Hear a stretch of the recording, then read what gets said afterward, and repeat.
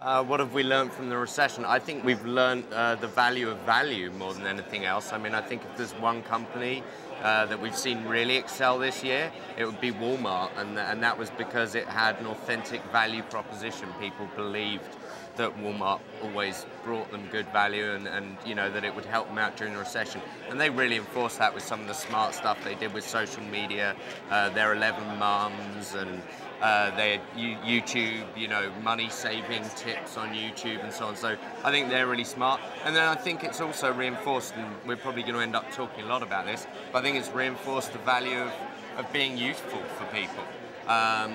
You know, and I think Hyundai for me was a great example of that, in that they said, you know, if you lose your job, you can give us the car back, and you know, give people that feeling that your marketing isn't just about like, hey, you should think of us this way, but our marketing's about we're going to do something useful for you, the consumer. We've thought about your problem and we're trying to fix it for you.